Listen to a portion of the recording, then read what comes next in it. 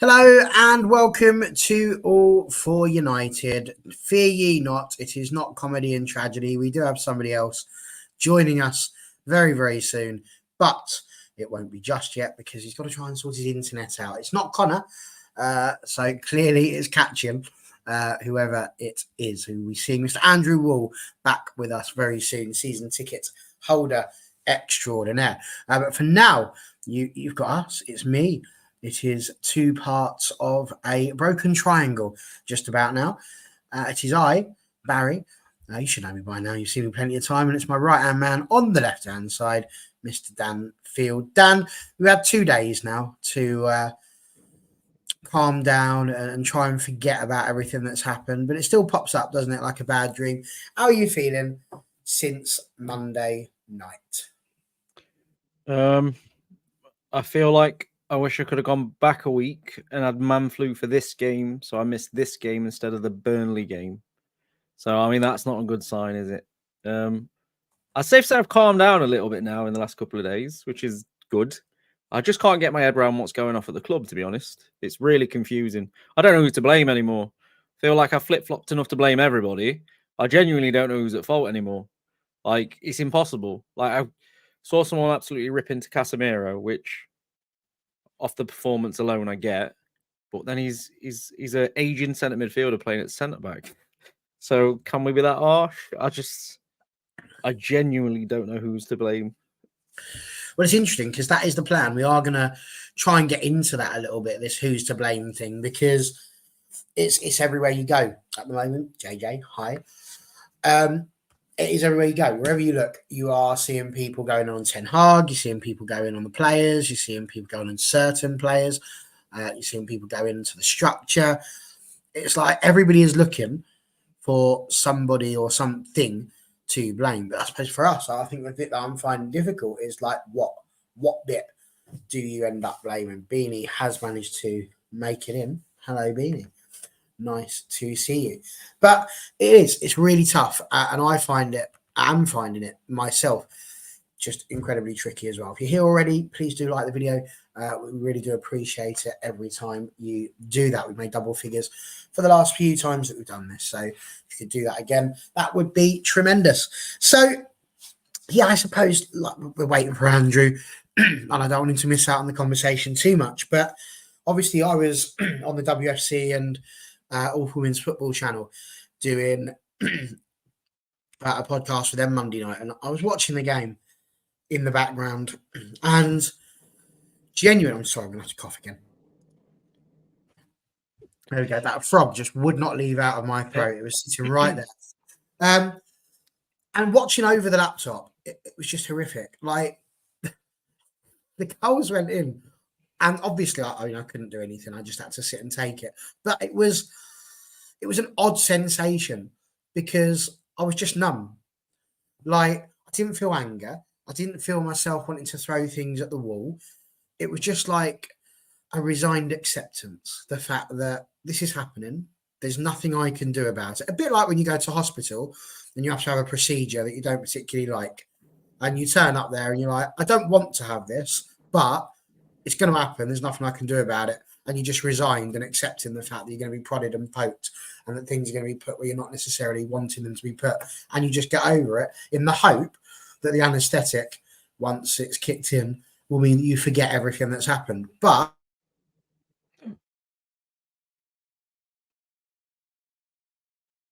Barry's gone. There we are. Barry's back. Don't worry. It's okay. It's just done its usual thing. So I thought I was on a lone wolf then, but you are completely frozen. Yeah, it's done it again, just like it did last time. So people get used to it. Honestly, folks, I can't tell you, StreamYard at the moment is causing having a nightmare, isn't it? Such a drama. And so as it stands now, I will be frozen on your screen for a bit. No, you're back. You're back now, I think. Am I moving on YouTube? Oh, wait, no. I can't see YouTube. People will be able to. If I am, that's brilliant. I haven't got to go anywhere. If I haven't, and if I'm not, and I'm frozen, they're in a great situation for you, Dan, because at some point you might just be running the whole thing. Thank you, NT. Apparently, yeah, just like Eminem, I'm back.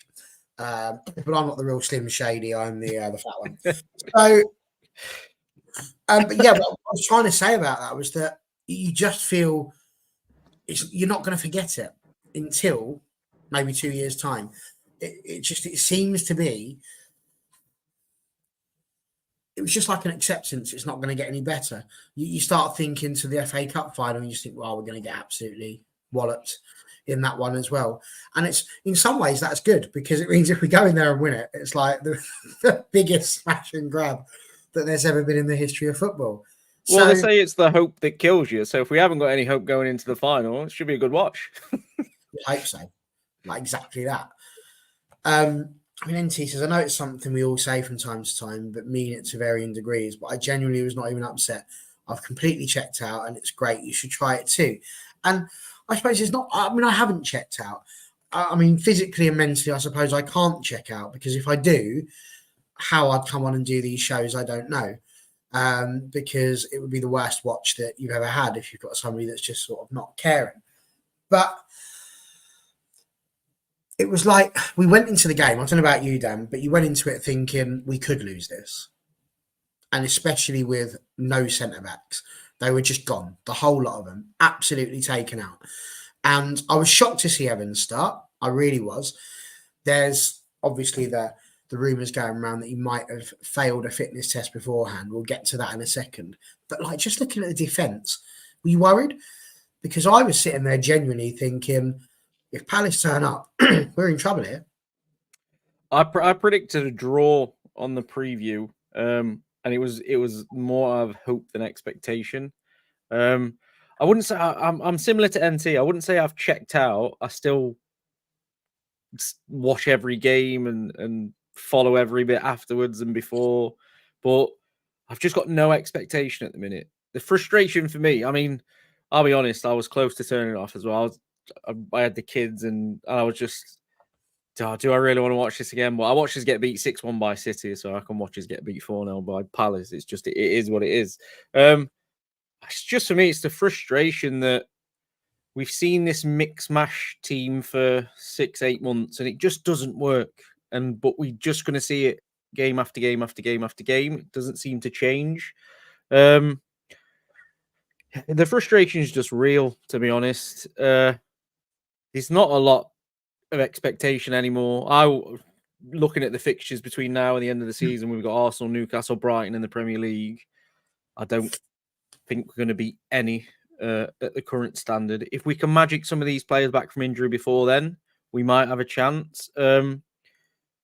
But then again, the FA Cup final, it's I wouldn't say there's much hope with what we're seeing. There's rumours that Varane and Martinez are both back in training, but the last thing we need is to rush them back and then end up with them out for the FA Cup final. We've seen some Muppets this week suggest that certain... By the way, Rashford and Fernandes have got injured, and now suddenly the players are faking injury. I've never seen something so ridiculous in all my life. The narrative sort of just switched on a knife edge of Fernandes finally pulling out of the game. And it's just absolute nonsense. None of these players are faking injury. There's obviously something that's happening. But the narrative that somehow, because Rashford's injured... So what I've taken from this week is if Rashford plays his default because we lose... If Rashford doesn't play, it's his fault because he should be playing better than the likes of Garnacho. And if Rashford's injured, it's his fault because he's faking injury. And it's just, this is the narrative that's being hit at the club at the minute. And nobody seems to know what's going off with the injuries. But there's obviously a problem. Not many teams are going to cope with losing... What, we got 6 centre-backs out. It's got to be something like that. We've got Maguire out, Lindelof out, Varane out, Martinez out, Camboirla's out. Johnny Evans was literally only back, probably shouldn't have played. So I don't think many teams cope with that. The just question for me is, against Palace, could you have played Jackson? Could you have played Amas? I wouldn't do that against Arsenal at Old Trafford, but could you have done that against Palace? I would be a lot more understanding if we would have made a few changes in that game and we lost than if we saw the mismatch of what we saw, if that makes sense. Don't rush Evans back for Palace away. Just try Jackson. Like, what's the worst that's going to happen? We're probably going to lose 4-0, which we did anyway. So, like, is it that bad? And people say, oh, you have to worry about the mental state of the players. If I'm 18-year-old Jackson and I'm watching Casemiro play like he did for the first 45 minutes, I would be offended by the fact I wasn't put on in the second half. Because if that is the standard that you think I'm at, I probably shouldn't be at Manchester United. And Casemiro needed saving from that position, which he should have done. Well, I don't know. I just don't know, Barry. I don't know anymore. It's such a tough one. It really is. I just don't know what's going to fix it long term, because it's not going to be a managerial change. Are all these players as bad as they're coming across? I don't know. I just don't know. I guess we'll find out as we move through. We'll be working through it. Certainly this evening, we're going to be trying to work through and see what's going on. What happened to Liverpool's quad? I think we ruined it. We absolutely did. And that'll be another question that we'll get to as well. But before we do, Donald Trump wanted to build one. Humpty Dumpty fell off one. Adrian thought it might be an idea to have one in order for the Scots and the English to just not be friends anymore because they were getting a little bit too grumpy. And in China, their one is great, but none of them compare to the legend that is, and my God, his internet better work after an introduction as good as this one. It's the legendary Mr. Andrew Wall. Hello, sir. How are you? Yeah, all right. I say just on the mobile now, so I'm using my mobile data instead. So he's give up with the internet. It's there. It's still a bit slow, and I thought I'm not going to risk it for the rest of the show. I just thought go on my mobile, use the data off that. That should be running the 5G. So yeah, hopefully no more interruptions. I'm not going to lie, Andrew. I hope you don't say it's the wrong way, but you look like you've got a Simpsons filter. It's just the light behind me. Where the light I haven't got my normal camera. No, I think we're going to have to come up with a Simpsons name for Andrew. Could be. But yes, Andrew, look, we were just talking about the Palace game and how just generally how we're feeling at the moment as Manchester United fans, because like looking at it as it is, the FA Cup final looks a little bit scary. Crystal Palace was not a good match. We lost 4-0. And I mean, I don't know what your feelings were as the goals were going in, but I mean, I said to Dan and the guys watching, it didn't even hurt. Like, it wasn't like I was sitting there screaming. I mean, I couldn't because obviously we were on a stream, but equally, it didn't hurt. It was almost like this horrible acceptance that this is life now until at least the end of the season, and it just sort of is what it is. You go week in, week out where you can to watch these matches. How much did it hurt you seeing those 4 goals go in?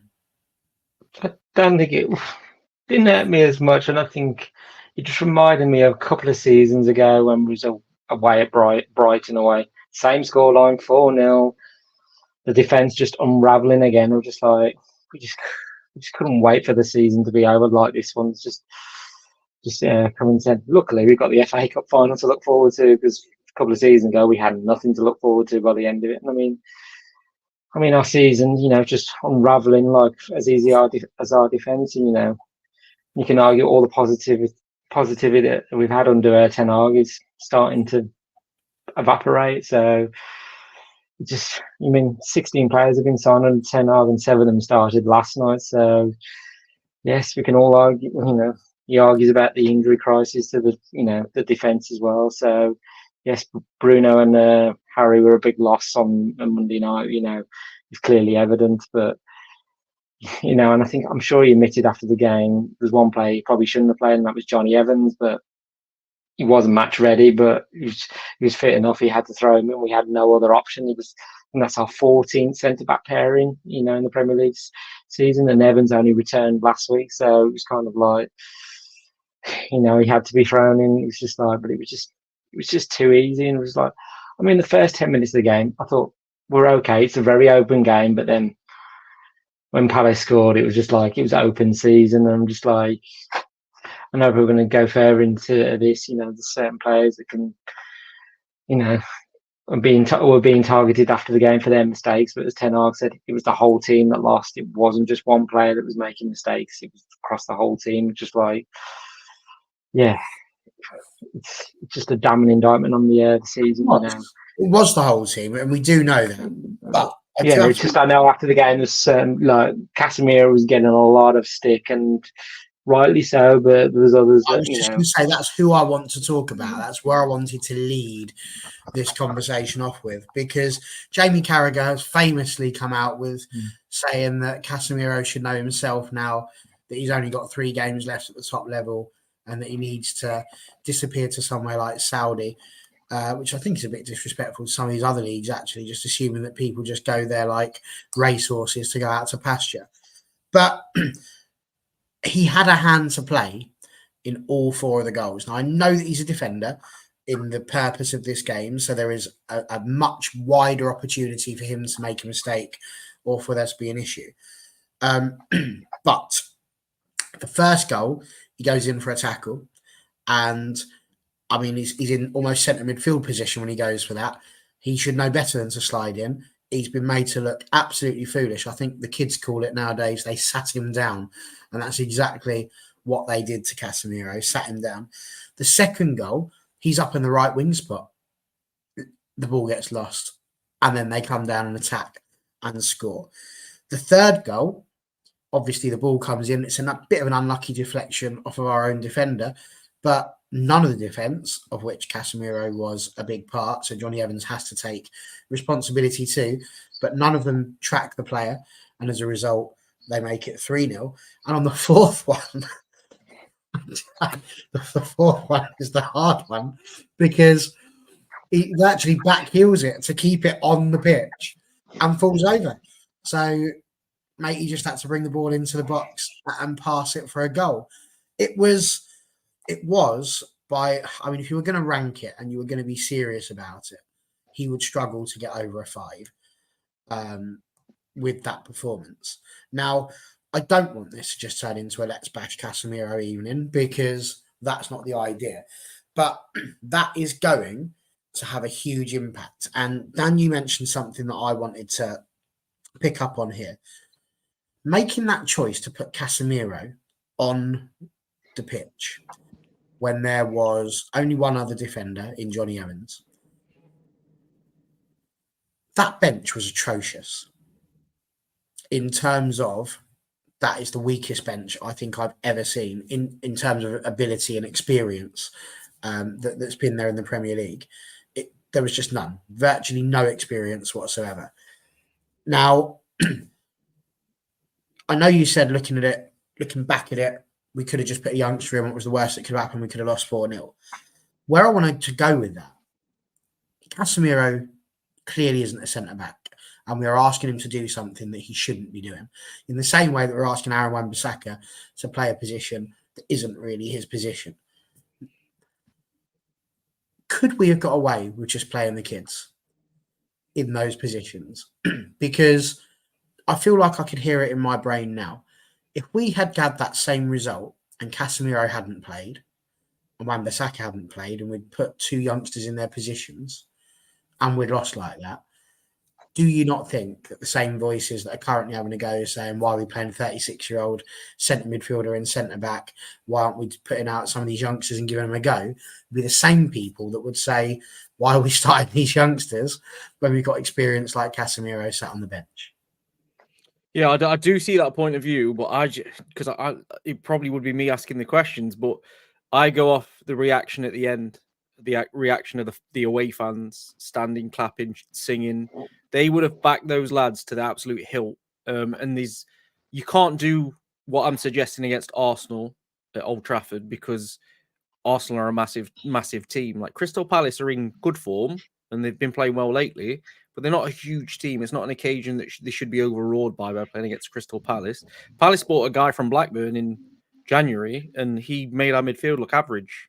And he's Wharton, I think his name is. He's been brilliant. It's just, for me, across the entire season, we've tried to fix issues. So I will stick him there for a couple of games. Wan-Bissaka can play, but Wan-Bissaka is not working at left back at all. But then he keeps getting put at left back, and he's having absolute stinkers. So at what point do you just go, I'm just going to put a left back at left back? we're not winning games anyway. So if we don't start winning games with a left back, at least we might be able to play in passages instead of being awful for the game. And it's the same with centre back. This lad's at Man United for a reason. They've done well in the under 21s for a reason. Just give him a go. I'm not saying against Arsenal, but against Palace would be fine. Give him a go. Stick him next to Evans if you're going to play Evans. Even something completely different if you're Ten Hag. Change the formation. Go for 3 at the back. Play Dallo of the left of a 3, Wan-Bissaka at the right of a 3, and play 2 wing backs that you think will actually cover the ground and go back. Just do something different. He's just sort of going, I'm going to stick to this formation, this style of play, and we'll just patch the issues as they come up. And it's not worked. And it's not worked for months and months and months. It's not that it's just not worked against Palace. It's just not worked.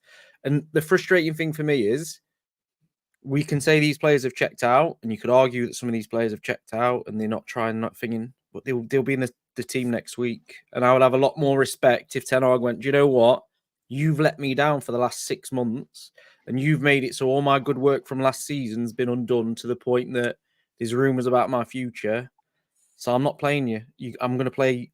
And I don't care if I get criticised and sacked, because that's the way it's going to look like it's going to happen anyway. If I keep picking you, it's going to happen. I thought Eriksen was woeful. And my biggest criticism of the weekend is everybody could see Casemiro was struggling. I hate to agree with Jamie Carragher, but at half-time he said the worst thing you could do is leave Casemiro on at centre-back, and he then went on to help us concede 2 more goals from centre-back. So why can't Ten Hag see that in the sense of just to try something different? It obviously wasn't working, so why have we not tried something different? I just don't understand it. Like, literally, carrying on from what Dan's just said there, why wouldn't Ten Hag change Casemiro when he knows it's not working? We could all see it's not working. Casemiro himself, people are having a go at him after conceding that first goal, for him looking around almost like, what's going on? A bit like John Travolta in Pulp Fiction in the old meme. Just who's going to be dealing with that? But equally, it wasn't good enough. So why is he not changing it up? I mean, a quick quiz. Everybody loves the quiz. Out of that bench, how many appearances do you think there has been? First team appearances for those people on the bench. I'll read the people out, those that aren't sure. So we had Ahmad, Harry Amas, Sofian Amrabat, Altay Bayindir, Ethan Wheatley. We had Heaton, Ogune, Jackson, and Collier. Sorry, I've written in pencil and my reading glasses haven't arrived yet. So it's not the best idea I've had. But yeah, I wouldn't say it's a lot. I'm trying to work this one out because Bayindir's only played 1. No, yes. League yeah, he's game. played what? He's played the FA Cup game, so that's FA 1 Cup. at least. Ethan's now started. Well, he's been on the pitch twice. Ahmad's. This is amazing. Both of you treating this like it's some sort of pub quiz or Who Wants to Be a Millionaire. I was expecting. I'm just going to go for 23. 23 over there. 15. It was a bit more than that. There was 50. 5-0. Oh. 50. Sofian Amrabat's had 26 appearances, so that accounts for When? half of it. Doesn't feel like he's been in 26 games. He has been in 26 games. I have it from my trusted statistical source. How many is a sub? Probably most of them. And Ahmad has had 18. So out of those 2, that was where 44 of them came from, basically. The remaining 6 are shared out between Bayindir, who's managed to have the lofty heights of 1 game, whilst Anana was off in Africa. Ethan Wheatley obviously has had 2 now, and Tom Heaton 3, of which most I think were probably from his previous stint. So he's put all those people on the bench without very much experience, as I said. Why is he not trusting them? Why is he not just giving them a go? Because what genuinely, Andrew, could have been the worst that would have happened? I don't know. We could have lost more than just 4 goals. I don't know whether he was thinking, well, I don't want to inflict that humiliation on the youngsters as well. I'm like thinking to be a part of that and have a real bad game, and then it dents their confidence. So maybe he could have bought one of them.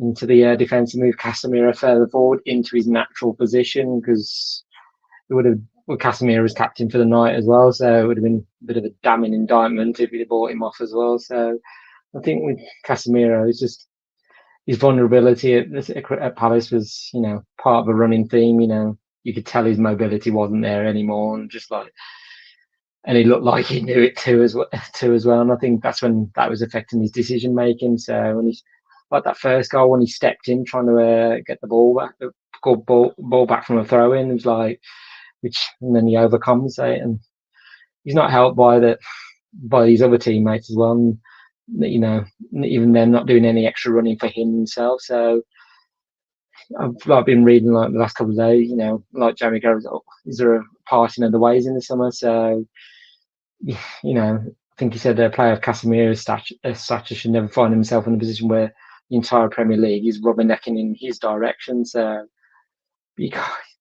on the other hand, with Casemiro, for what he's done in the game, his portfolio. He's got 5 European Cups, 3 La Ligas, 75 caps for Brazil. So he's had happier times at United as well, and did himself to us fans as well. But yeah, it's just this season. I think I read a stat from yesterday. I think last season he played 50 games across the season. I think he hasn't done that since he was age 20. So he's not a 50-game a season player anymore. So, but in Casemiro's defence, well, not that he couldn't do much defending that against Palace. He's been asked to be a makeshift centre back, because of all the injuries as well. So, but as we're going to go on later, he's not the only player who's going to be under scrutiny from the Palace defeat as well. So, but look at how many shots we've conceded. I think it's 618 at this mark in the league as well. I think that's more than Derby County achieved in the 2007-8 season. So they only picked up 11 points in that season. So I read somewhere with 64 shots behind the record of the Premier League. And I say these numbers are just. And these numbers are representing a failure of the club of United's size and ambition as well. So, and you could have. I think if we hadn't got the FA Cup, I think Ten Hag, any other manager, and you look through the players as well, it's like Ten Hag would be on the precipice of more and more questions are going to be asked. Is it time to let him go? But with Casemiro's performance, it was startling all the same to see what he that performance from him. So it's just, I don't know whether it's a part of ways in the summer, but some difficult conversations are going to have to be had. I think reported when Sir Jim Radcliffe came in, he said when looking at Casemiro signing, why did you sign him? Why have you given him a 5-year? Was it 4 years with a year's option? It's like, so where's the resale value in him? So I say, let's say Casemiro is becoming part of the problem and not the solution, and as well. So, and United have got to start fixing these problems. Once this season's all done, they've got to start fixing them. It's tricky, isn't it? Because I think most of us have looked at Casemiro this season and realised that it's probably going to need to be his last season in a Man United shirt, because he's almost been found out. He had a brilliant first season last season. He did incredibly well. And this season, he just hasn't been at the races in the manner we'd have liked him to be. But as much as we're talking about all this, boys, I think Ten Hag also is in a horrific sort of situation, really, isn't he? I mean, Jarvis has put out here, and we'll come back to this, what's truly disheartening is the lack of professional pride displayed by certain players. They seemed unprepared, unorganised, static and poor. I'm going to come back to that. Ian 14 has put, if we play boring football in the Champions League, I won't complain. And I mean, you might not, but a lot of people will, because boring football is not what Manchester United was built on. And never will be built on. Boring football is what got Louis van Gaal and Jose Mourinho the sack, because they were clearly getting some form of success with the players that they had, but it was just turgid. There was just no fun watching the games whatsoever, and people were getting bored of the style of play, which of course isn't a thing if you're on the last show here on All for United. It doesn't exist. There's no such thing as a style of play. You know what I'm saying. So he is sort of damned if he does, damned if he doesn't, isn't he? Because Dan Simon's put here, focus on the cup final and write this season off. And as fans, that's really easy for us to sit here and say that. Yeah, just write the season off. Don't worry about it. Just think about the cup final. But it's Erik ten Hag's job. And he is in a bit of a problem, isn't he? Because Andrew's saying that we could have lost more. We could have lost by 6, 7, 8, 9 if we'd have put the kids out. And obviously a 7-0 loss against Liverpool was effectively enough for Ole Gunnar Solskjaer to be booted out of the club. Are we not in the same situation here with Ten Hag? Is this what he's fearful of? Is that he feels like he doesn't know these youngsters, putting them in there in the hope that they're going to be the ones that sort of save him, I suppose. He's not prepared to do that. So he's just sticking with the big names in terms of saying, look, what more do you want me to do? Look at the bench I've had to put out. Do you really want me to put this chap in here? He's never played Premier League football in his life. He's not ready to be playing Premier League football. He's literally only here because I have no other players to play there. Do you genuinely want me to put them in there? Is it almost like his insurance policy, just having these players on the bench? Because he really is in a... I feel sorry for him because it's so easy for us sat here that our jobs aren't on the line for it. But for him, his livelihood, his reputation, good reputation at Ajax, it's just going in the mud at the moment, that reputation. And he can see it going up in flames. Who's going to want to buy me next? Who's going to want to have me at the next club? So do you feel sorry for him? Do you feel the... I've forgotten what the word is that I'm trying to look for here, but can you see where his dilemma is? I mean, the 7-0 was Ten Hag, wasn't it? Solskjaer lost 5-0, I think it was, to Liverpool. Felt like 7. Yeah. So I think my issue is solely, I understand his dilemma in the sense that so many questions would be asked if he started Amas at left back instead of Wan-Bissaka and Amas got skinned and somebody scored. I do understand that, but we've had 6 months of it not working. So square pegs, round holes just hasn't worked. And it's evident to everybody it's not worked. It's been, he said something like, we've only lost 4 games since the turn of the year. But we also drew a ridiculous amount of games. So you can see why he's like hanging on to it because a draw's better than a loss, etc. I've said it a few times, and I've seen a few people have raised eyebrows at me through the season. And I said it probably for the first time about 6 months ago, which was Chelsea are in a better position than we are when they was proper mid-table. Because if you watch Chelsea, they've put their trust in kids, and it's not going to work this season. It's just not. They're going to finish in a strange position that we're not used to Chelsea being in. But long-term, it's going to benefit them loads because next season, these players that didn't have any experience at this level or were just starting out at this level, yeah, they've mixed it with expensive players, but we've got expensive players too. They're going to be on it next season. And if they're not on it next season, they'll probably be moved on in the summer because they've looked at them and they don't think they're ready. Whereas we've looked at nobody. When you think about it, we've looked at Garnacho, was starting next season, and Kobe Mainoo was always on the fast track for the first team since Ten Hag went in. He said that he's rated him. It's only because he got injured in pre-season that he didn't bring him in. Who outside of those people have we looked at this season that could be used next season? Camboala, who got maybe 2 starts and then got injured. There's not really anybody. We've sort of just left. The confusing thing is a lot of these kids on the bench are 18. Where did the under-21s go? Why have we not got any 20-year-olds in the squad anymore? Do you know what I mean? Like, and then even if you think about it, squad management, and I don't know whether it's all Ten Hag, which I've said this a few times. I don't think it is, but we've got players like Hannibal that maybe should be. We've got Brandon Williams that was at Ipswich that's a left back that we could have kept. This is it. I was going to say, I think a lot of the under-21s are on loan.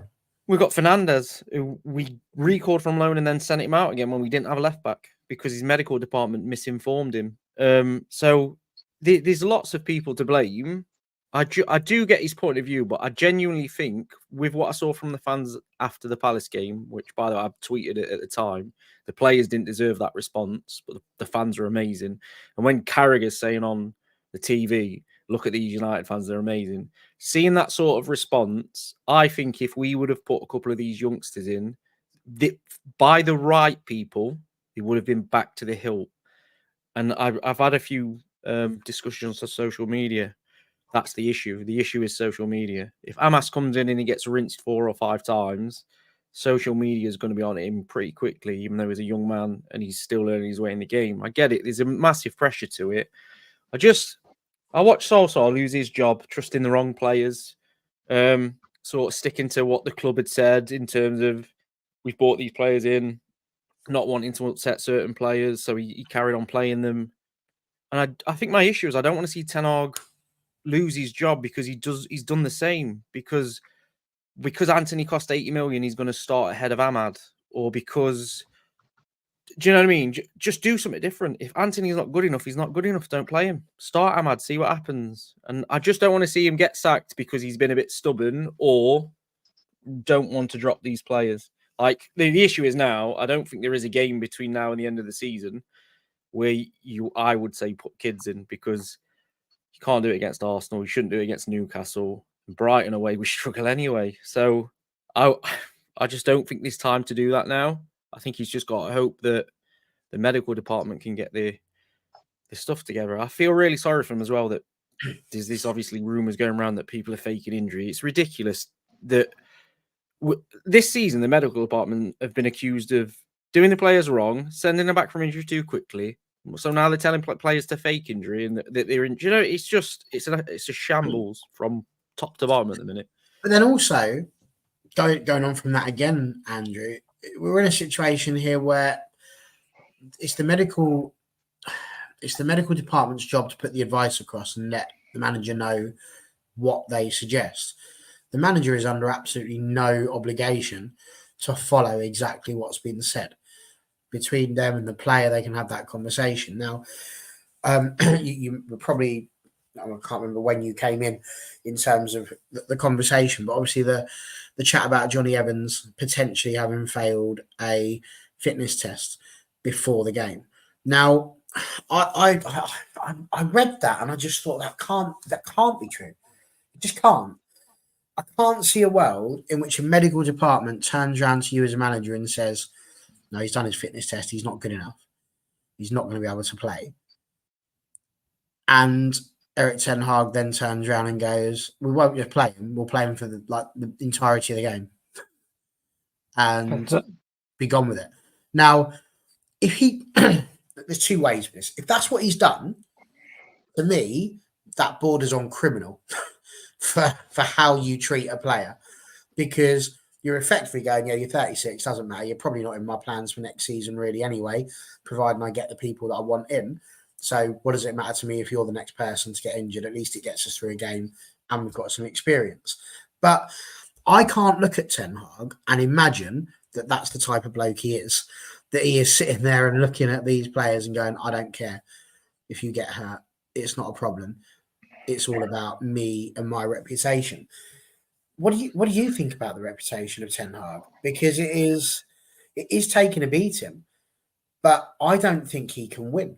And putting it on to what Jarvis has mentioned earlier on here as well. So again, it comes back to this. What's truly disheartening is the lack of professional pride displayed by certain players. They seem unprepared, unorganised, static and poor. And how he also said, it made me realise how much we depend on Bruno. Most of them hide behind Bruno's creative force, overplayed bluffers with no individual qualities. The problem is much worse than I thought. Now, it's interesting because there are headlines coming out already that some players are questioning Ten Hag's management and they think he's going to be gone at the end of the season, so that's affecting whether or not they listen. Now, it was interesting because I was watching a TikTok on this one, and it wasn't by a United fan, it was by an Arsenal fan. It's very interesting because he pulled out the back pages of the end, almost the end, of every manager's United career since Alex Ferguson. And do you know the one thing they all had in common? It always started with the players have lost faith in the manager. The players don't think the manager can do this. They're not convinced about what the manager's brought in. Now, I've said on this channel many times, and I will it's the hill that I will die on. Manchester United went down that rabbit hole the day they sacked David Moyes 7 months into a 7-year contract, because they effectively said, this isn't good enough. The players weren't happy. I don't care if they got rid of chips, if that's what it was. Oh, there's no chips at Carrington. Get a grip of your life. McDonald's still exists, and you can get Uber Eats. Well, I think other takeaways are available. You've got these opportunities to get this stuff. It blows my mind that at the end of every single era, it's the players that are sitting there going, yeah, we're not happy with this. We're not happy with this. And we've done the same thing all this time. Rangnick, Solskjaer, it's constant. And now it's happening to Ten Hag. Like, you've got to feel sorry for him, surely. It's almost like damned if he does and damned if he doesn't. And I think, I just think, with this debate of the players stop playing for the manager. And Ali McCoy said on TalkSport, I think it was today, saying it doesn't wash with him saying, oh, the players have stopped the manager. So those players have stopped for themselves. I'm like, I thought, you're right, some of those players have just stopped for themselves. I'm like, you're playing for Manchester United, one of the greatest football clubs. You should be wearing that shirt with pride and representing all of us. So have some of those players stopped for the manager, but I think more important, have they just stopped for themselves, and they're just, why don't you go out on that pitch and give 100%? That's all we ask, give 100%. And if we can have the best game and still lose, then we'll accept it. But when you don't give any effort, that's what we don't like, and with every defeat, we have now, between now and the end of the season, the pressure is just going to increase on Ten Hag. And in a season where we've had very few high moments, there have been a lot of bad moments. And as I said earlier, I was just saying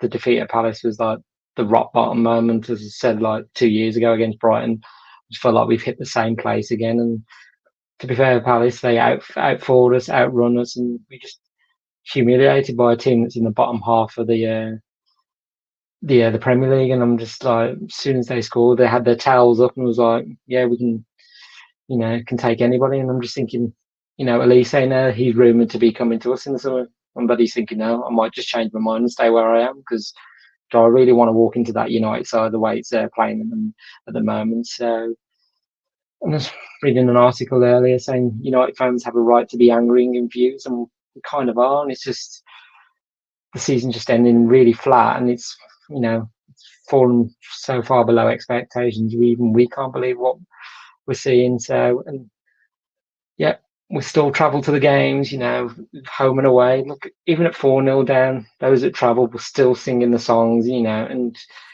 on Sunday, Old Trafford, fans will be back in there cheering the team on. So it's sort of like, no, I've said going to London to watch United play away. It's not been my favourite experience this season.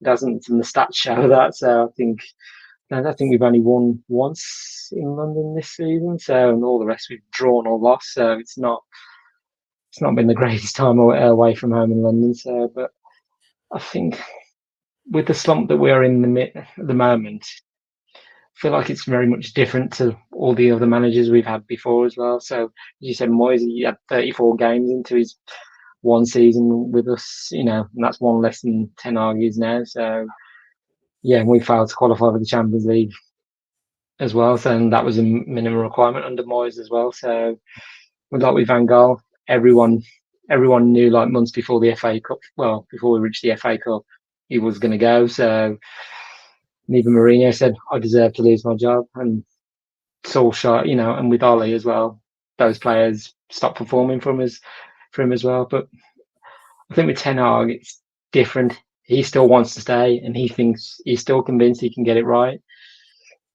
Yes, he's offering mitigation, and amid all the criticism he's getting, like I say, went into the Palace game, with his 5th and 8th choice centre back. So, as you said on Johnny Evans, he's probably played more football this season than we ever expected him to. So he only trained for 2 days for that game. So he's put up against a very direct Palace side. So, Johnny Evans could have made a lot of excuses himself, but he stepped up. He said, I'm going to put on this shirt and try and go out there and help the team. So it's not like United had many plan Bs, so it's one of those. It just with United at the minute, it's just I still back. There's few fans out there that still back Ten Hag, and which I'm one of them, and I still think he will get it right. But I know there's others out there that have just done with him now as well. So, but I don't think we can keep going through all these managerial changes.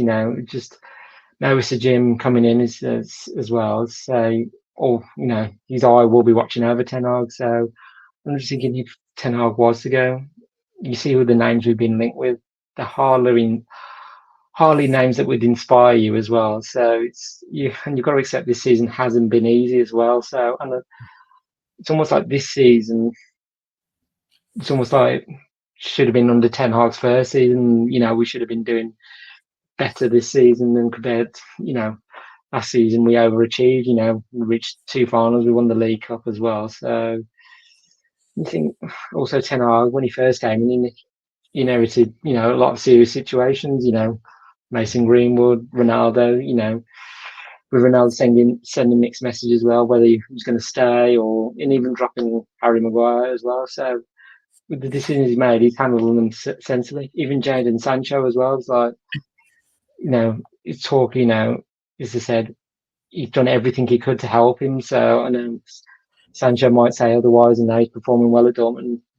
And I wish him all the best for the rest of the season. But it sounds like Ten Hag tried everything he could. So I mean, I still back the man. So I just think, give him that structure that he deserves, and then, I mean, if the start of next season it's still as bad, then the pressure's really, really on, and then a decision has to be made. So, but give him at least next season. That's for me. But I know others would disagree with me.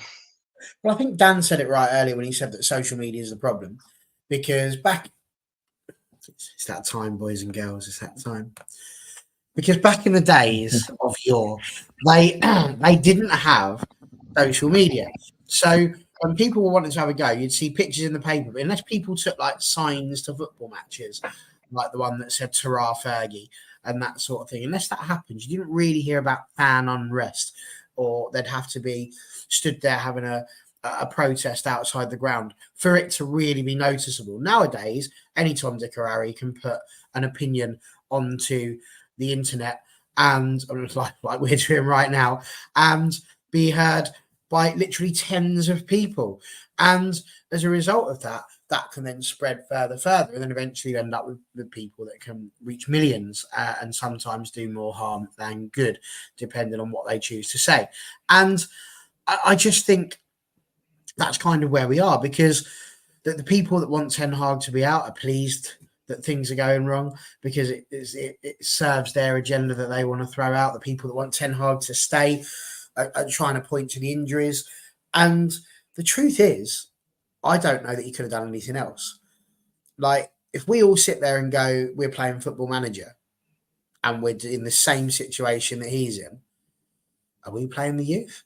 Are we going to try and sit there and put our big players on? And I mean, this is it. For us, there's no jeopardy, is there? We can do what we like. If we get sacked, we can just unsave the game and pretend we didn't do that. Oh, I didn't really do that. Don't worry about it. We'll play the big guns, see what happens. Save it, try a different youngster. Exactly. You can always do that. Whereas on this, there's no redo, and it's really tricky.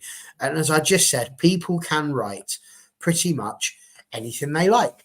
And when they write pretty much anything they like, it can very often be a complete steaming pile of manure. But everybody's allowed to have that opportunity to put such things on there. And I mean, this is the thing. You've got Swimmer saying here, Ineos out, just PR since they came, more interviews than Piers Morgan, as if they've had any chance to do much. They've not even had a transfer window yet, and already it's let's get rid of them. And this is what, I mean, it blows my mind, again, that we have fans that will sit there and say, we need to get rid of the player. And they forget there's transfer windows. I hate the transfer windows. I would much rather you could just buy players as and when you wanted and needed to, rather than being forced to doing it just before the season and whilst it started and in January. But that's the world we're in.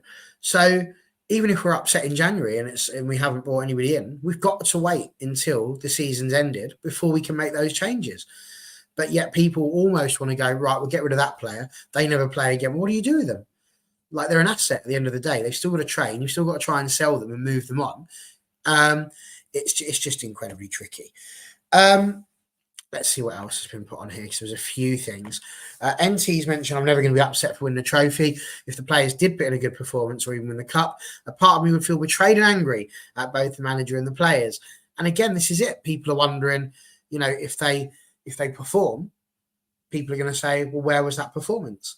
So that's an added level of pressure, isn't it, as you're a player? Now you're starting to think, well, if we do really well in this cup final, are there going to be people, and I'm not saying that NT would say this, but are there then going to be people that don't even celebrate the cup because they're too busy sitting there going, well, where was this performance 6 months ago when we had a chance to finish top four? It's like we can't seem to have nice things anymore. And Ian's put here, there's a spine of players that have been there through all this, most notably Rashford. I mean, Rashford sort of joined in towards the end of the Van Gaal era, I'll give you that. But again, this is a mad thing. Most notably Rashford. He wasn't on the pitch in that 4-0 game. He was nowhere to be seen. He wasn't even close to it. Yet the name that gets thrown out there immediately, Marcus Rashford. It's nothing to do with him. He wasn't the 36-year-old fella who couldn't defend to save his life. But the question, boys, is going to come down to this one, because at the top it says how long until we are successful again. And Dave's put here, I'm still predicting the 25-26 season will be a big season, all from our academy with a few top pros amongst them. Now, what's happened to Dave there is he's had a bump to the head. And whilst he's had that, he's had a sort of a dream, and that dream has taken him back to 1992 when that happened. We had some top pros and we intermingled them with some youth. Now, we've had, it's also up there, worst season in 50 years.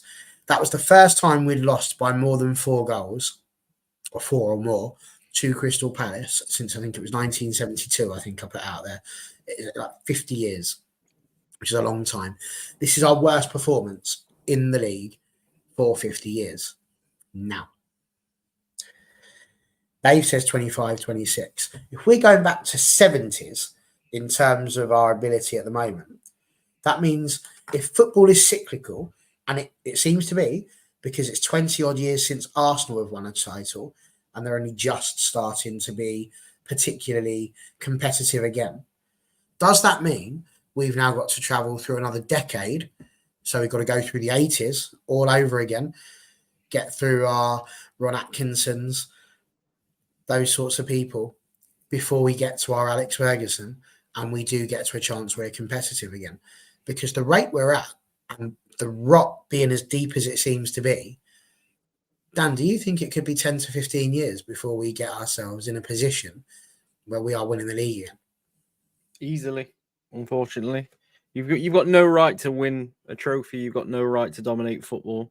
You earn that right every day on the training pitch, and the people above you earn that right by making the correct decisions. You see teams go through patches in history where they dominate for a little bit and then they drop off for a little bit, they dominate for a little bit. It is the way of football. We've made too many wrong decisions in the last decade that we was never going to be successful. And that's from sacking managers to hiring managers to not getting players that we should have or were identified at a cheap price. I've seen people say recently, and it's Solskjaer fans that never wanted Solskjaer to leave, that Ten Hag's been back far more than Solskjaer, so he should be sacked, which I find absolutely mental for people to say. Like, I wanted Solskjaer to work out more than anybody, and I still think that's been the biggest mistake in the last decade, because he's still the only manager that's finished league position in the Champions League back-to-back. He was still, I think he was the worst of all of them for the players he asked for, he just didn't get, and he identified some really good players. But that is the exact reason why Ten Hag should carry on to be backed. You've got to get to a point where you just back the manager over the players. Like, I agree with what some people say about, I think it was 7 of the players were his players, 2 players he gave a contract to in Kobe Minu, Garnacho. I think he even contract extension for Dallo. So like 10 of the 11, he's brought in himself or that he's promoted, etc. I get that, but we're just in a situation where the club's not going to work as it is off the field, as it is on the field. Unfortunately, Ralph Ragnick was right many, many years ago. We need open heart surgery, and the faster that happens, the better. Yeah, I think if we could win something inside a decade of real stature, I'd be impressed. I think this is where you've got to take stock as a United fan. Like, we're not the Man United of 15. That means it's 1-0 still, I think. We're not the Man United of 15 years ago. We're the Man United of now. We still somehow, I think I've seen something today saying we're the most valuable football club in the world, which is fantastic. Ed Woodward would be proud. It's a shame on the pitch that's just not the case. We're nowhere near it. It's not a massive fix to get to a position where you're competitive. It's then that next step. So we might get competitive within the next 3 seasons, but then you've got to take a bunch of competitive players to be able to win. And that's where Arsenal are. Arsenal are now, they've added Declan Rice, who I think is the best midfielder in the Premier League, apart from Rodri, actually. I'll change around really quickly. I think Rodri is the best in the league. Rice is close second. And they've got to take... So if they don't win it this year, they've got to add something else that might give them enough to win it. Like, people bang on about Fergie being the manager that spent the most money, etc. You look back, it's not true. He had a quality team of players, and he went, that Wayne Rooney looks all right, we'll sign him. That was it, done, business. Ferdinand looks all right, we'll sign him. A fella called Patrice Ever looks quite good, we'll sign him. And it was just adding to the squad, which is what Klopp's done over the years. It's what Pep's started doing. They've started slimming the squad. Some would say they're doing it on purpose because of 115 charges, alleged. But I think it's one of them. It can easily be a decade, 2 decades. It is what it is. I'm of the opinion I just want to see some good football for a bit, and then we see where it takes us. I genuinely still think Ten Hag can give something for us, but it needs a big change in personality in the squad. You just need to give him what he wants. That this summer's going to be massive. I've heard rumours that we're going to be after a few players that might be free from lower teams. It might be the way to go, to fill the squad out and go from there and see what happens. But it's a massive, massive job for Ineos. Like, I see what Tulumba's saying in terms of this seeing PR, but they've not had the chance to do anything properly yet. So let's see what happens the first day the transfer window opens. But it's a huge, huge job. It's going to take patience, and unfortunately, social media fans won't have the patience. Like I say, seeing the away fans in the ground chanting the players' names and the songs and stuff like that. I say it to Andy all the time. They're the people I've got the most respect for, because they go to the club. Like, I flip-flop constantly, and I'll say I flip-flop, like, in between. I'm annoyed, I'm not annoyed, etc. But when you see, this is why I always care more about their opinions than social media opinions, because they're every week.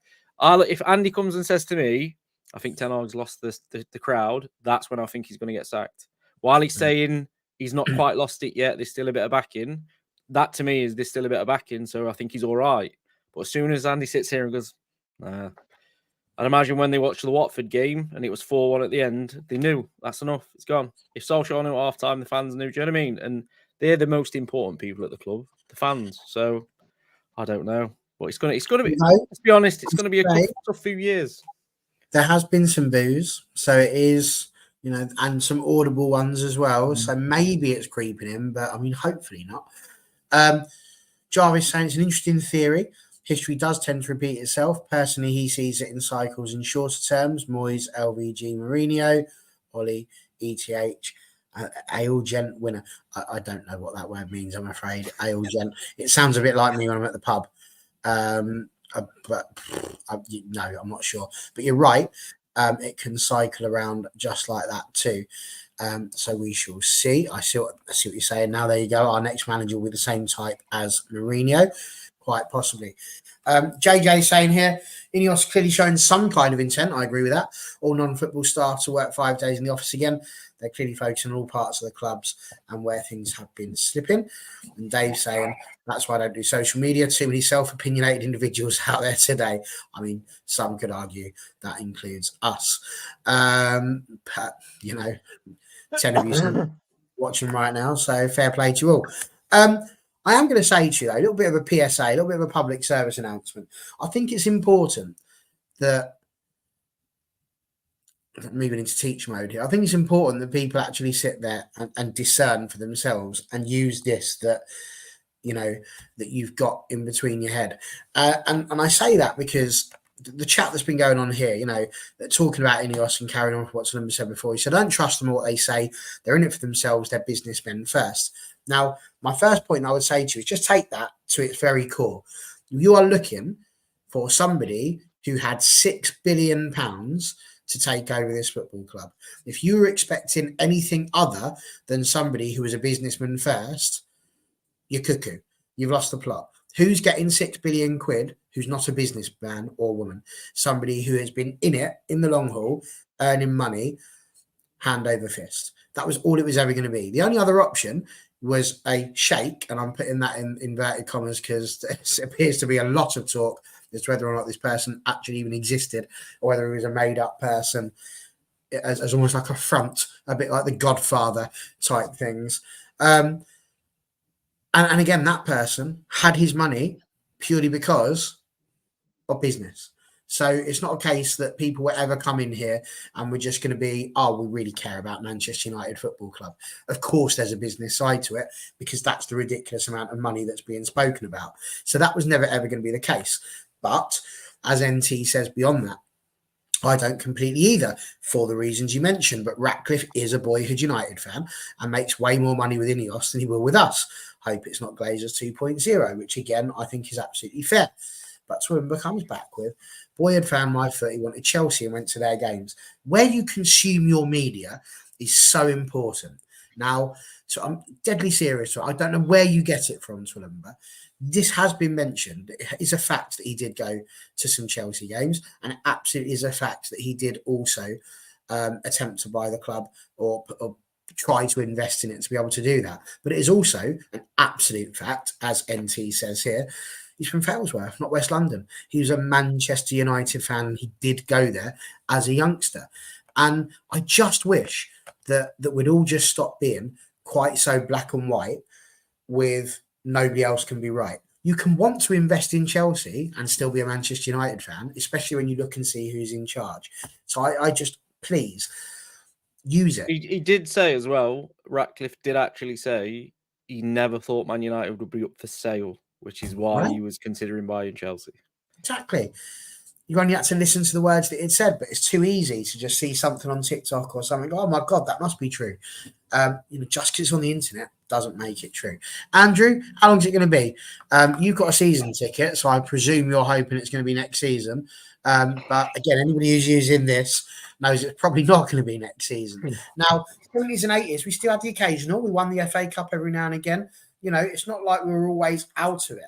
But, I mean, facts being facts, can you see it reaching into the 2030s before we start properly challenging for the title and actually winning it? I'm hoping it's not going to be that long because, like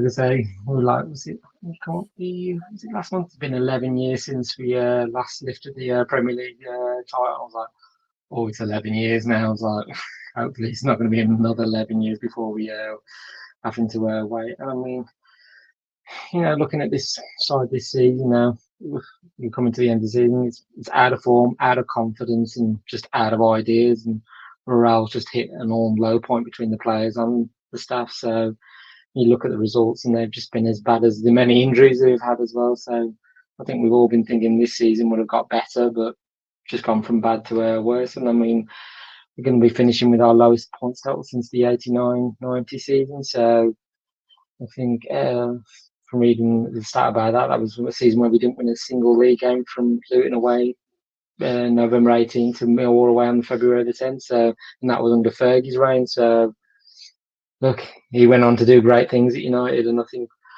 I hope Ten Hag will survive. And I just, no decision's been made on him yet, like other managers were. But where do United go next? Well, I don't think there's an easy answer on that one. Yes, getting some players back, would help, the squad. But going into like next season, Ineos, the changes they make should start making a difference. But I don't know whether us fans we're being a little bit skeptical. We've had the Glazers for 18 odd years. After Fergie left, we've lived for a decade. Of this, how do I say, mess that it's been United, and we're just sick and tired of it. And we just don't like seeing like our rivals like City, Liverpool, even Arsenal and Chelsea too. Where in the last 10 years they've got it right. Where it matters most, and that's on the pitch. And just like, and I think a telling thing was the quote that Sir Jim said, we're going to walk to the right solution, not run to the wrong solution. And I think that might just help Ten Hag a little as well. It's like, well, he's getting rid of the manager going to, solve all the ills and problems at United. No, it's going to take a lot more than just, it's a top to bottom, it's got to be looked at. Some of those players, are not going to, it's their final season at United, because I don't know whether they're capable of playing, Ten Hag's way, or, they can't adapt. So it's about giving Ten Hag the structure as well. And those, him getting help behind the scenes as well, because even let's talk like with these coaches as well, some of their contracts are coming up at the end of the season. So he might not have a whole new coaching setup for him for next season. So I think that's what they want with Ten Hag. Ineos. You coach the players. We'll sort all the rest out for you. You matters what most is that's on the pitch and delivering results. So I think I'm trying to remember what Jim exactly said. I think hopefully he said, well, like, I don't know, in like the next 4 to 5 years we are back up there. We want to be challenging for all the major trophies as well. We don't want to be waiting like with that league, title after 68, waiting like 26 years for it. It's like, I don't think we want to go that long again. But as I say, it's going to be an interesting summer. So hopefully those changes that Ineos are starting to make will make a difference as well. Because for too long we've, as I say, we feel like we've been in a state of mediocrity. And I know we used to say, fans would say about that about Liverpool as well, when they weren't winning as much. And like the same, the day you start accepting mediocrities, we've all lost as well. But just to mention on Dan's point as well, Ten Hag and the fans backing him. Yeah, there's been some, I think the last home game, there's some few audible boos at him as well. But as I say, there's most that are backing him. So just wanted to have their moans and groans. And, what we've just witnessed in the game is not, it's not been great. But as I say, we'll keep turning up week in, week out, and we'll still support the boys. And, as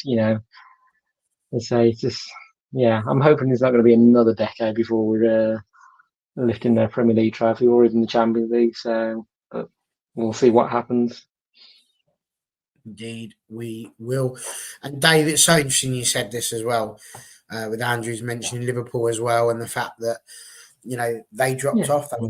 Liverpool, let's be honest, they may be one of the giants of British football, but my goodness. They did when Klopp first arrived. They didn't get it right, the first couple of seasons, but they quickly figured it out. So I'm hoping there might be with Ineos, there might be a few mistakes over the next couple of seasons. But as they said, they'd rather say, get it right, not just keep, as I say, there's going to be ups and downs, but in the end, hopefully they get it right.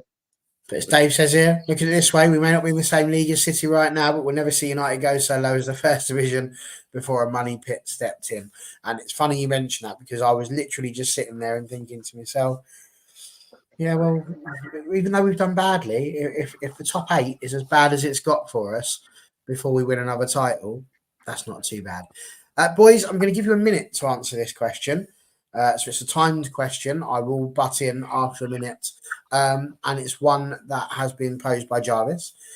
So he's just put, if a new manager arrives and Sancho secures a Champions League victory, do you believe there's a possibility he could return to the club? Now, I think we've mentioned Sancho a little bit in one of our previous shows. I can't remember if either of the pair of you were on for that one. But there's just setting the scene again for people. There's a lot that's happened with Jadon Sancho so far. I've heard a lot of things mentioned about him. I've heard Jeff Stelling going pretty much berserk about the fact that people are having a go at him because ultimately he's left the club to go somewhere where he can get Champions League football, and he wasn't going to get that at United. So Jeff's clearly seeing that as a step up. But then you hear some other people who are talking about how the standard, the pressure at Borussia Dortmund is nowhere near the pressure that you have at Man United. At Man United, it's one of the biggest clubs in the world, so you're expected to be at a certain level almost from the moment you step onto the pitch if you are one of these players. Whereas at Dortmund, the pressure isn't as big as that. So where do you stand on this particular question? Do you think there's a chance he could return to the club if Erik ten Hag is removed from duties? Dan? Yeah, I've said. I think I was on the other show, and I said there's a scenario where he could win the Champions League and he comes back to the squad. He's better than Elise. Like, people won't agree with that because Elise is just battered us and part of the 4-0. But he's a better footballer than Elise. His issue at Man United was he didn't like the challenge that he wasn't a guaranteed starter and he couldn't cope with the pressure. That's why he left Man United. He didn't leave for Champions League football. They just so happened to have Champions League football. Yeah, I think he could come back. I said it previous. If Ten Hag goes, then Ancelotti's a pro, isn't he? He's just an absolute pro at that. Jarvis, I don't know how to tell you this, mate, but if you're only up to that point, you don't want to look at this bit down here, mate, because it's a spoiler alert. Something else has happened. But my Gideon, it sounds like it's a big old thing there at the Real Madrid game. Real Madrid doing Real Madrid? Not doing bad, are they? Andrew, your 60 seconds for Jadon Sancho begins now. I don't think he'll be coming back. I feel like there's too much water under the bridge with him at the moment. And you know, they said, saying earlier, it was like, well, he'll be the first United player in the Champions League final. Well, even though he's on loan, done first United player since 2011 to reach the Champions League final. But look,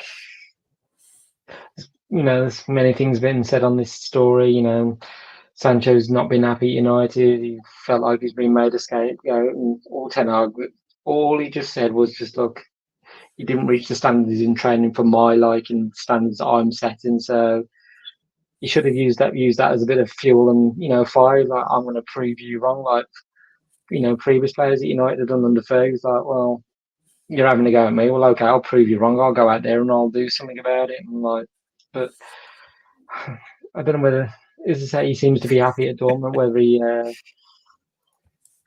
whether he goes there. I know maybe that's the best, you know, situation for him. I think at City, you know, when he was at Man City, I think he wanted guarantee stars, and Guardiola went, I'm not guaranteeing you nothing. So that's why he went off to Dortmund, and he did well then, and that's when we signed him. So, but it's just not quite worked out in the way we hoped. So I just feel like for all parties, we've just got to move on now. So even if it's a new manager or Ten Hag is still there, then no, I don't think he comes back.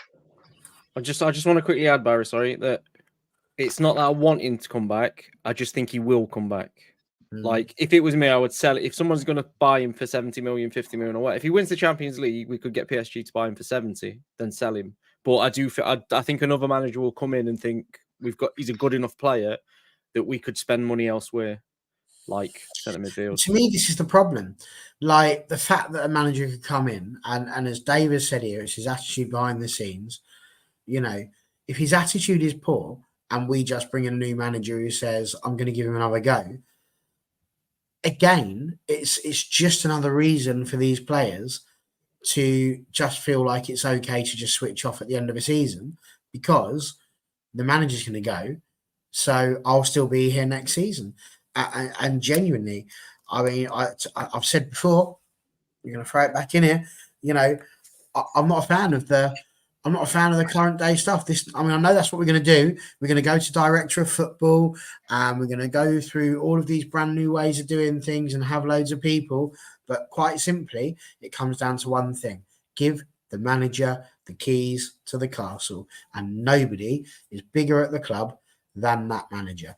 Because the point I made about all of those things being said at the end of the season for these managers that have been sacked never happened with Fergie. It can't just be a respect thing. It's like that man had complete control of the club. And no, if you went up against him, didn't matter who you were. Roy Keane, Yapstam, didn't matter. Paul Ince, didn't matter. Didn't matter who you were. Even Ronaldo, David Beckham.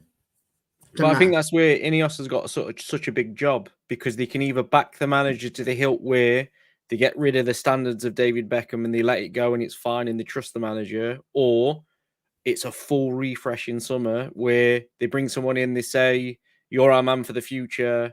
Who do you want? Who goes?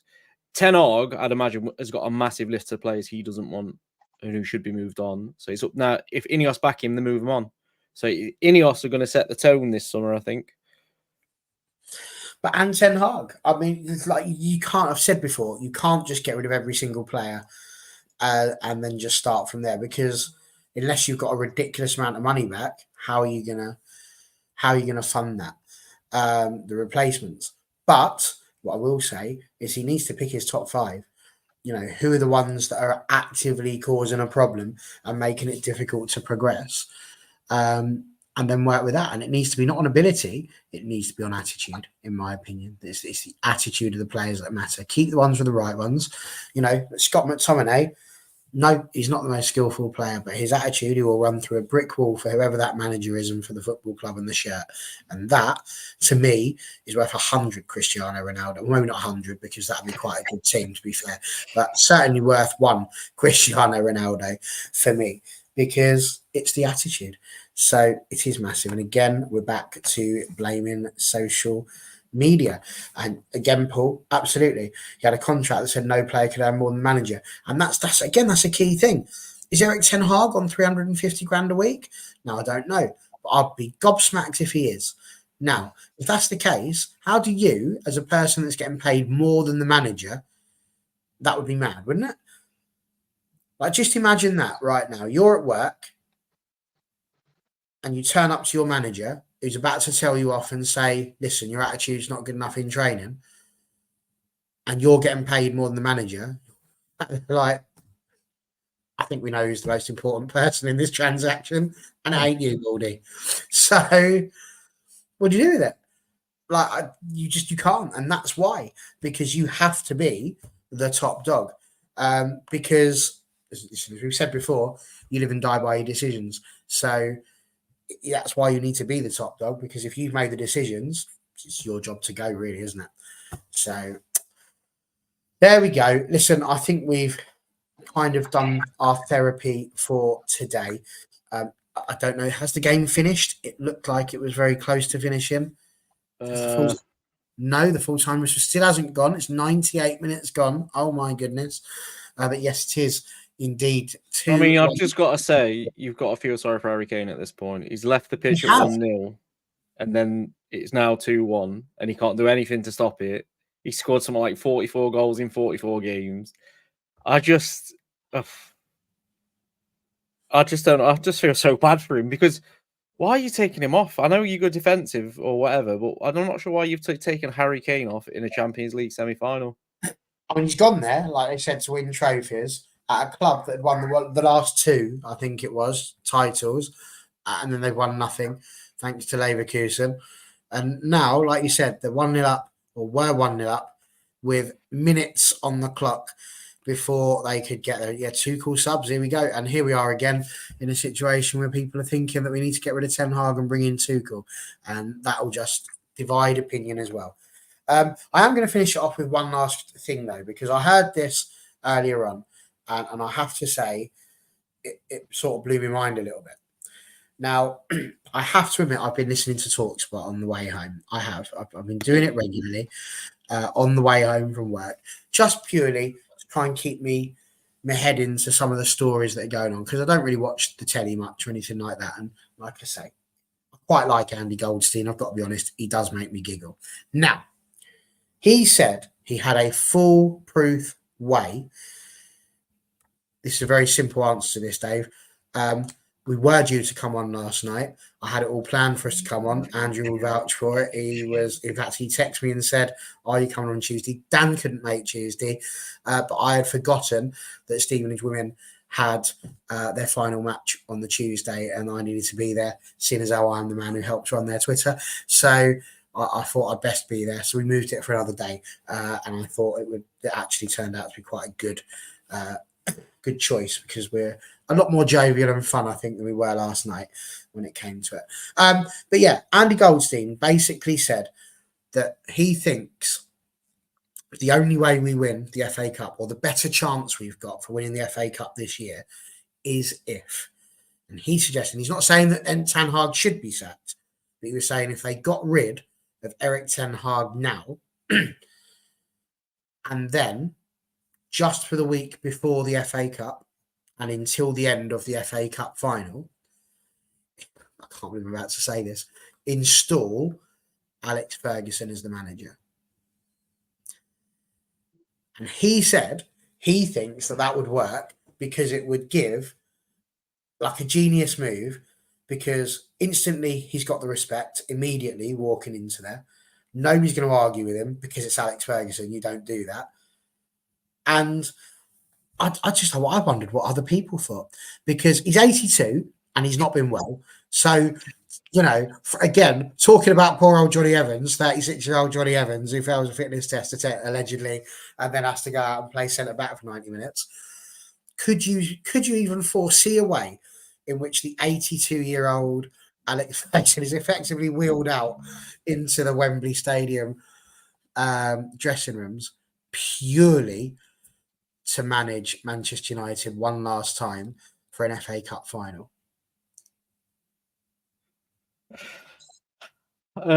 No. You can't ruin his legacy like that just in case. Do you know what I mean? He literally put off retirement for a year because we lost the title and goal difference, and then he went out with a title. So do you know? Genuinely, off the same thing, I'd bring back Solskjaer for the final if we're going to bring back anybody, because his record against Man City was incredible.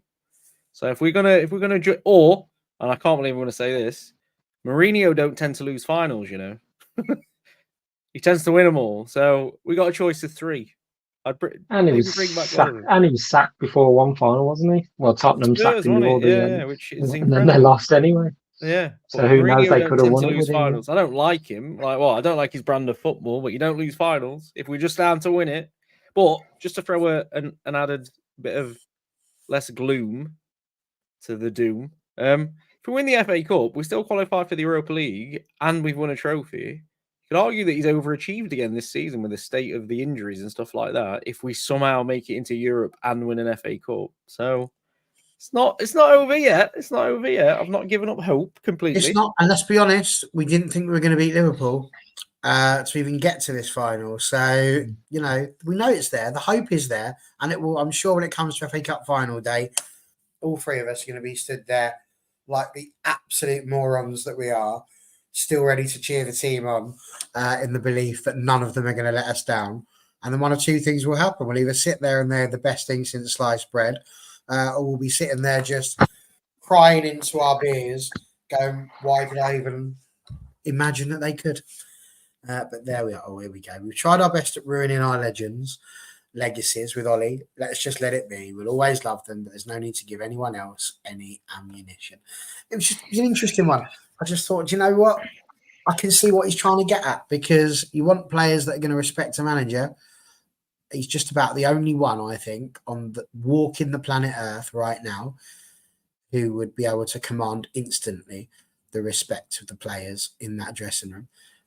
Just to counter what NT says there. I mean, I love NT, but just to counter what he's saying, that trophy lift with Solskjaer, Maguire, and Martial would just hit like crack, would it not? Wouldn't it? That would be that would be my screensaver for every single device I own. It would be amazing. That was my biggest thing, and this is why I couldn't understand the people that wanted to get rid of Ollie, because, like you just said, it would hit different. Like all of those things that Alex Ferguson won, and the way that he won them was superb. Don't get me wrong, I wouldn't swap him. That treble 99 was just Oh, absolutely unbelievable. No, absolutely not, NT. You crack on. And you're right. It's not a problem. Listen, you're allowed to have an opinion that's allowed to disagree with us. That's absolutely the way that this whole thing works. That's what we do. We like people to come in, say what they want to say, and feel heard. That's literally the whole point. And he's not wrong, is he? He's not wrong. We should leave the legends in the past. We do need to move on to different pastures. But it would have hit differently because he's one of us, literally one of us. Jennifer Jordan saying you already have a replacement there, Steve McLaren. As long as it's not raining, I'm sure he'll be fine. That's a good reference there to his Real Madrid into the final. Yes, indeed, they are. Real Madrid have made it to the final. So that is that Eric Dyer and Jude Bellingham, isn't it? Against what's his chops? You know, that geezer who used to play for us. No, Dyer plays for Bayern Munich. Yeah, Oh, was he with them? Knocked out. Yeah. I knew he played for one of the two today. I can't remember which one. I don't really pay much attention outside the Premier League. Bellingham Sancho final then. Well, I know who I'm rooting for. I'm not telling you. You'll have to wait.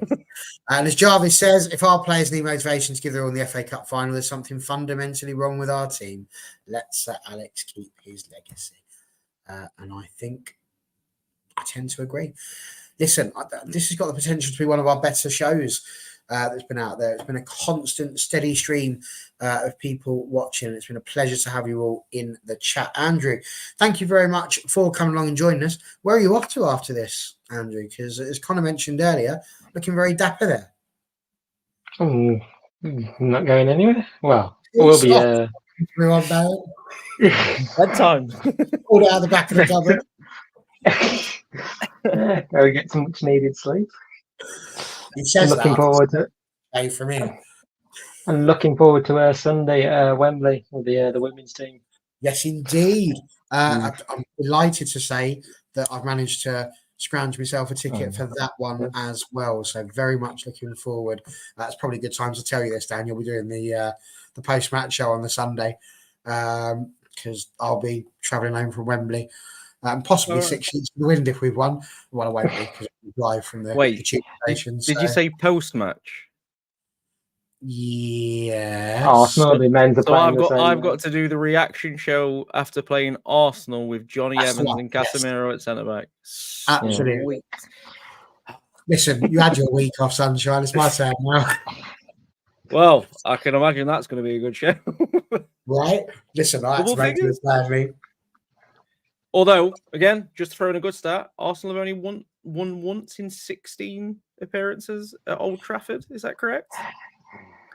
It might well be true. Listen, I was saying, records have been tumbling this season for United. I'm trying to put positivity out there. You just probably shouldn't have said it in that way. No, hopefully we can dent their title hopes. It would be nice. Just out of interest, there's no more women's cup games, is there? No, sorry. There's no more women's predictions before the FA Cup final. Not before the FA Cup final. I've not missed any then, no? I haven't missed any. You're doing really well in that, actually, then. I know where you are in the table as well. What now? Yeah, Connor said you're like second in the table. I was like, oh, yeah, but ever since I got to like joint top second, I don't think I've got a result correct. I think I've literally got every single one wrong. Well, I hope so. And if you haven't, you will have, because there's no way you're beating me this year. I ain't having that. Honestly, I've absolutely cracked under the pressure. Folded. Happened to Charlie last time.